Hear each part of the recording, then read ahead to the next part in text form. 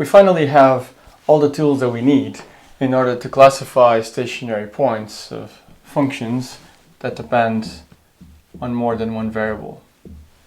In general, if we already know that a given point x, y equals ab is stationary, what you need to do in order to classify such a point is to calculate the second order partial derivatives. That's xx, yy, and the cross terms.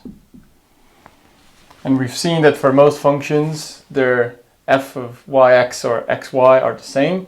And therefore, once you've calculated one of these, you're done.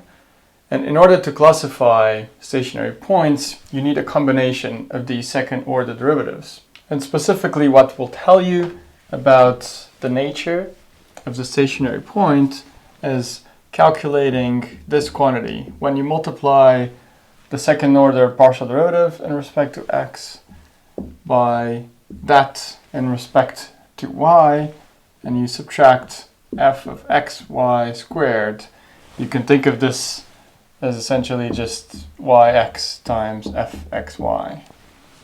We'll not write it like this. There's a very straightforward assumption that you'll be working with functions that are relatively well behaved, and this is just so that you understand the reason why we're using xy squared, because fyx will be the same. For any problem looking at a function of x, y, where you're then finding the stationary points and classifying them, this is what you'll be doing to classify them.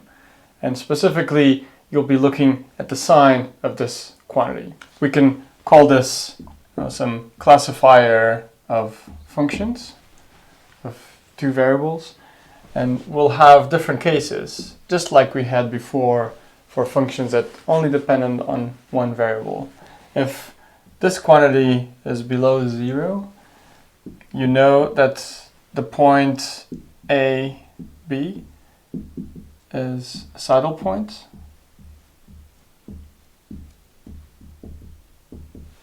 This is equivalent to an inflection point, but now in a surface. For example, something like this with your lecture notes, it's not quite a minimum or a maximum. The function does this and then continues to go up. If this quantity that we're now calling just for simplicity and so we don't have to use a full board writing it and rewriting it, if this quantity is instead higher than 0, you know that it can be a maximum or a minimum. And you need to split it and find further information. In this case, if you find that both fxx and fyy are below 0, you're in the presence of a maximum. If, on the other hand, fxx and fyy are higher than 0, then you've found a minimum point. This is a similar logic to second order derivatives when we looked at functions that only depend on one variable. But in this case, you need both to be below 0 for it to be a maximum, both to be above 0 for it to be a minimum. And if you're wondering what if they have different signs, if they have different signs, then you do not get into this case, which is great. What you can get into is a problem when this quantity equals 0 exactly. And in this case, you need more information. What does this imply? Well, you cannot conclude straight away. You'll probably have to visualize the function and really try to study the vicinity of point A, B. In most cases, though, this will be relatively straightforward. Once you find the stationary points, you calculate fxx times fyy minus fxy squared. If it is below 0, you conclude straight away that's a saddle point. If it's above 0, you look at the sign of the individual second order derivatives. If both of them are below 0, this is a maximum. If instead they're above 0, this is a minimum. And very rarely, but if that happens, if this quantity is 0, you cannot conclude anything straight away and you require more information. Now let's use this information to classify these stationary points. You'll also find this in section 8.8, the classification of stationary points, and you can refer back to 8.6 to look at the function and how we obtain these stationary points. Now we're going to focus on classifying them, and classifying them is all about calculating this quantity and then looking at the sign, and if it is above 0, looking at the signs of these two second order partial derivatives. We already calculated the first order partial derivatives, which I'm going to recover here. Here they are. And if we want to calculate f(x)(x), you now know all you have to do is differentiate again in respect to x. This becomes 12x. To get y, we differentiate again in respect to y. That's 12x minus 18y. And for the cross terms, which will be the same, but I encourage you to show that this is the case, I'll just calculate xy. What does xy really means? It means we're differentiating f of x in respect to y, and this gives us just 12y. We have all the ingredients. I would say in terms of classifying stationary points for functions like this is the first thing you do, is to calculate the second order derivatives. Make sure that you know this is the quantity that you want to be calculating.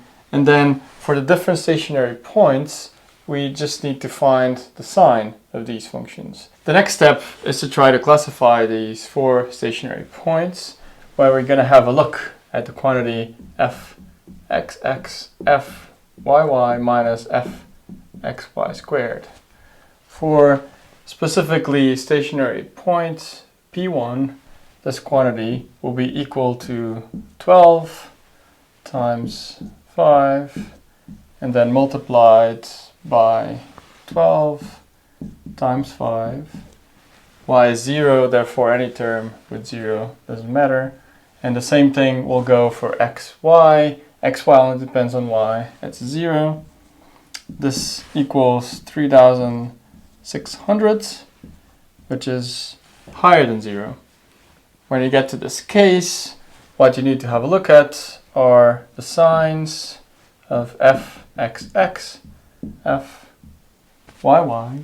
In these cases, both are higher than 0, which implies that we're in the presence of a local minimum. We've classified stationary point number 1. For stationary point number 2, a little bit of physics 101 magic, and we can plug it in. It is very similar because the terms that contain y also disappear, but now we have a minus. So we have 12 times minus 5 times 12 times minus 5 minus 0. This is also 3,600, which is higher than 0. And again, you look at the sign of f(x)(x) and the sign of y. In this case, they are both negative, implying that you're in the presence of a local max. So we've classified stationary point number 2. This is a maximum. For points 3 and 4, we just need to repeat everything. Again, physics 101 magic. We plug in the values and you realize that this quantity will be lower than 0 for both P3 and P4, and this implies that we're in the presence of saddle points. Saddle point 1, saddle point 2. And this concludes our attempt to classify all stationary points of the function that we had a look at in 8.6 and that now in 8.8, because we know what we need to use to classify them. It's all about the second order partial derivatives. We look at this quantity and we just follow the very simple procedure. If it's below 0, it implies that we're in the presence of saddle point.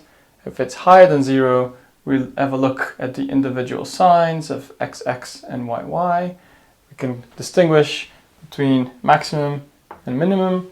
In complicated cases, if it is equal to 0, you will need further information, but as you saw in this example, it never happened. So I would really encourage you to try other examples that you see in the lecture notes, and get in touch if there's anything that is not clear or that you can't really do. And if you've done them all and you're ready, you can move forward to the final topic of section 8, which is total differentiation.